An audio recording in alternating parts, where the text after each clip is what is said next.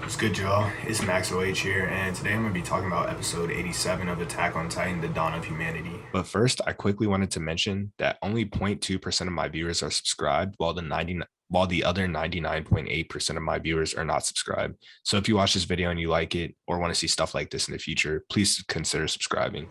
So first things first, the episode started off like with the flashback to chapter 123, and to be honest, just watching the episode, it was pretty nice, nostalgic, and heartwarming seeing like all of the scouts together after all of the events that happened at the end of season 3, which caused so many people to die. And then it was also just kind of nice to see them all together given everything that's going on right now.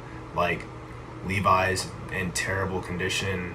All of the scouts have pretty much, like, all of the alliance has pretty much lost faith in Eren, and you just see all like the division between the scouts and the alliance and stuff like that. But it was pretty heartwarming to see the scouts together, enjoying the trip, getting to try new things. It was pretty funny seeing like John, Sasha, and Connie trying ice cream.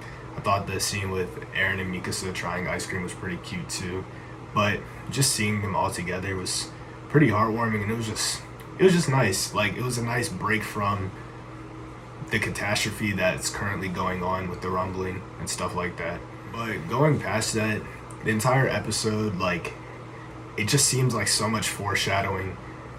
The entire episode, Eren just seemed so spacey and lost, or like not lost, but like he was just stuck in his own thoughts. Even at the beginning of the episode, when they had first gotten to Marley, and you could pretty much immediately tell what he was thinking. And the way Isayama wrote it, it just kind of made sense. Like, the first thing Mikasa said was, I think Eren's always been the same. Could we have done anything to change him, though? Like, people think Eren has changed. And, like, this entire episode kind of reflected that Eren has been the same person that he has always been. And the events that have happened have just been a true testament to his character. The only thing that has really changed with Eren is the way he perceives his enemies. And just watching this episode really confirms that. Mikasa starts by saying, Eren has been the same the entire time. And when we first see Eren in the episode, he just looks lost.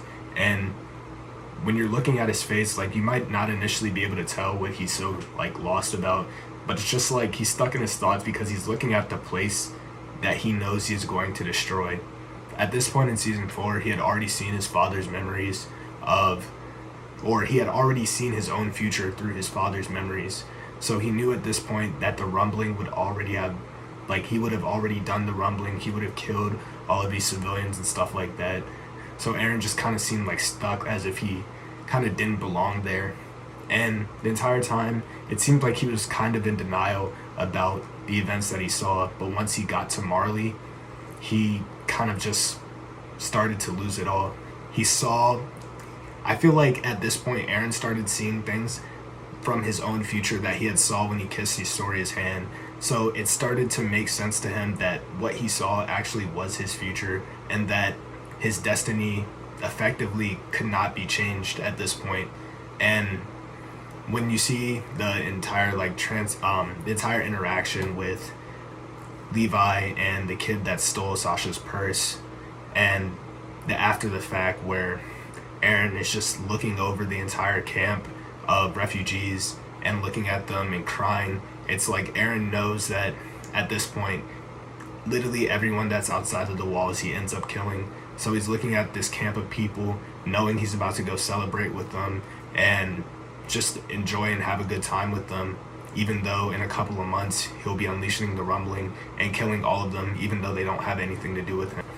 I think this episode, however, it did a really good job of explaining how it did a really good job of portraying Eren's ideals, and also explaining why Eren is doing the things that he's doing. Because going through season 4, it just seems like you don't have any narration on what Eren's thinking the entire time. Although if you look through seasons 1 through 3, you can have a pretty good gist.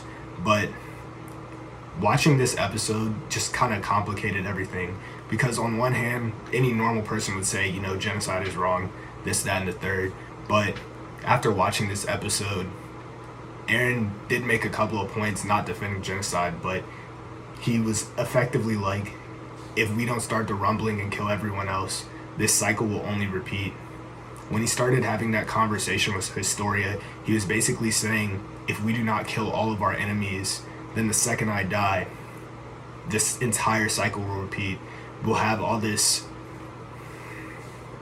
we'll have all these internal disputes over titans and stuff like that. And that's why Eren's like, the only real way for everyone to be free is for civilization to cease to exist. And that's why he's going to start the rumbling and wipe everyone else out, because there's no world that they can live in with other people living in fear of them. It's only really a matter of time before the entire world decides to destroy Eldia. But just in general, this episode really had a lot of gems. Eren's decision to use the rumbling, I'm gonna save that for like an entire video, like when I go into depth in Eren's character after the series concludes, just breaking down his entire character in general. But I'll say, like, you can at least see where Eren's coming from, and this episode really outlines his motivations and his reasoning for why he started the rumbling, and you can see why. I'm not saying that is correct, but it at least shows you where Eren is coming from. Besides, it at least shows you where Eren is coming from. And in like the other episodes, it was pretty much like everything was in the dark. Like, you're in the dark about Eren's thought process the entire time. You could assume what Eren was going to do based off of his actions in previous seasons, but in general, you did not really know what was going to happen.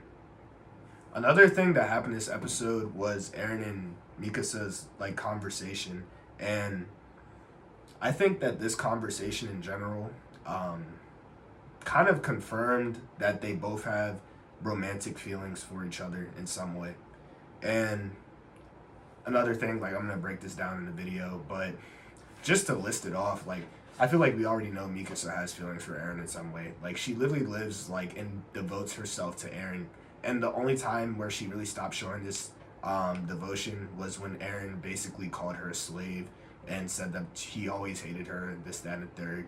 But in general, like, you look at season 2, season 1, Mikasa was literally doing everything to protect Eren. And this episode, when Eren like walked off from the crowd in like the first 5 minutes, she was like, oh, stay with me, I need to like make sure you're okay, blah blah, shit like that.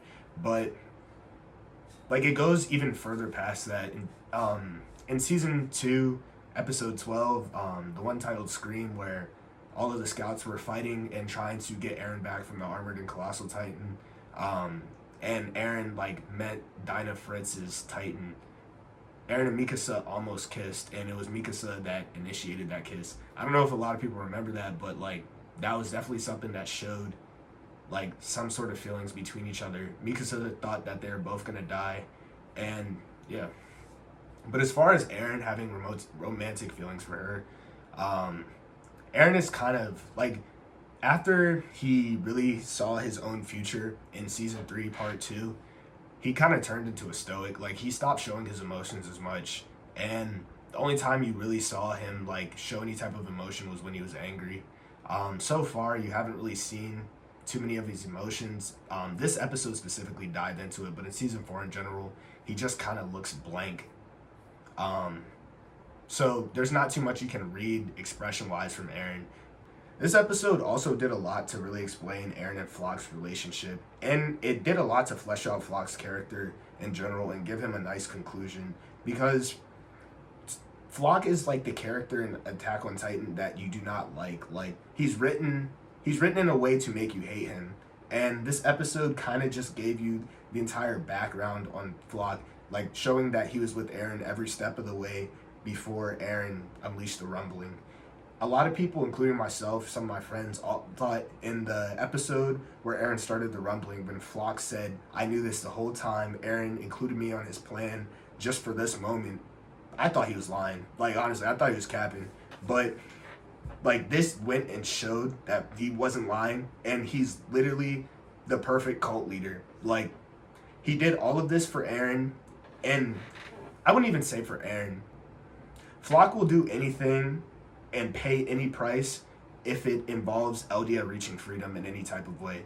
And this episode really showed that when Eren told Floch his plan to basically unleash the Titans upon the entire world and destroy the world until nothing was left, and Floch like looked, he looked shook as fuck. Like it really showed like it just gave some more depth to Floch's character because he kind of just seemed like an NPC type character who's just going along trying to do his best for himself and trying to get power and stuff so he can have the best life for himself. But it's really not like that at all. And I'm gonna go into Floch in a different video as well because I think he's one of the greatest characters in the series. Like I think Floch is an S tier character, but Floch is not doing it for himself.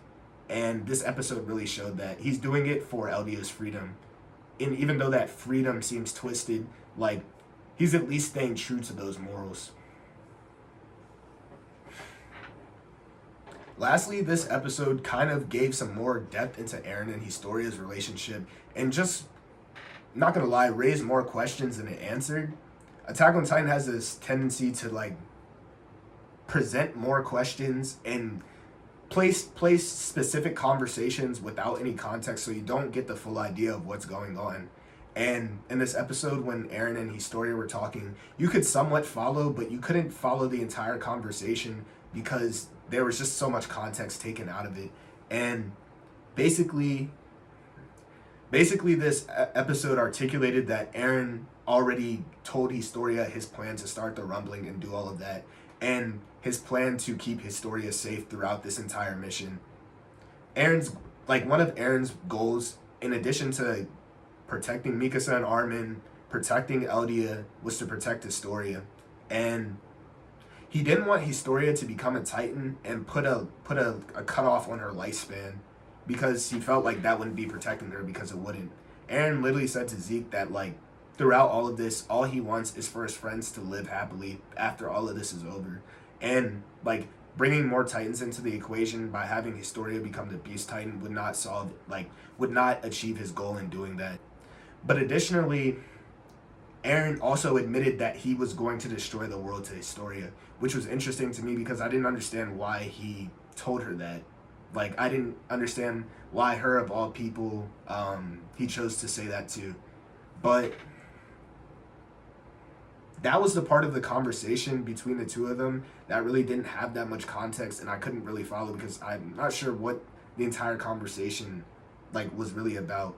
They kept cutting in and out to him and Zeke, and then him and Mikasa and Armin, and then to him and Historia. And the conversation was just bits and pieces of what like actually happened, I feel like. And lastly, it just kind of ended on what do I do about having a kid, and that made me really think that the kid that Historia is pregnant with right now is Eren's. That's the biggest thing I'm really thinking right now. But overall, this episode really had a ton of gems. This episode really it fleshed out a lot of characters and really fleshed out Eren's motivation, which has been unknown this entire time, to be honest. Like, it's been known, but it hasn't been outrightly stated, and I think this was like the perfect episode to do so. And it was even better that it capped off with Eren not starting the rumbling, but unleashing the rumbling on the continent of Marley, or the country of Marley, because, I don't know, it was like the entire episode basically showed Eren's ideology, and then at the end it showed his execution. It was literally like plan and then execution. And then lastly, like some of the scenes were crazy. Like Eren chopping off his own leg, gouging out his own eye with the bullet. The scenes were crazy, and I think this episode was a 10 out of 10. This episode to you from 2,000 years ago, the episode where the rumbling started, all of those episodes, Memories of the Future, these are some top tier episodes, but all in all, it was great. But with Eren using all the Colossal Titans to destroy like all of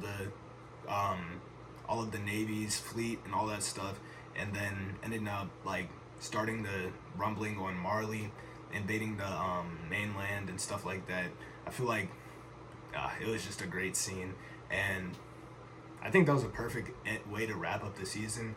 I know a lot of people are upset that there's going to be a part 3 and that this is going to drag out again, but in order for Attack on Titan to have the best ending animation-wise, and just from like a holistic standpoint, like the people that are actually producing the show, you know, like some things need to be done. Like they need a year off to, or at least a year to wrap up the show in a way that looks nice and will do the show justice, because it's more important than just watching it now. This is a show that will exist forever and probably go down as a classic. But all in all, episode 87 was great. I think it was a perfect finale for season 4 part 2. But that's really it for today. Please like, comment, and subscribe, and let me know what type of videos y'all want to see in the future. Leave a comment down in the leave a comment saying what type of video y'all would like to see, and I'll do my best to work on it. But thanks for watching. I'll see y'all.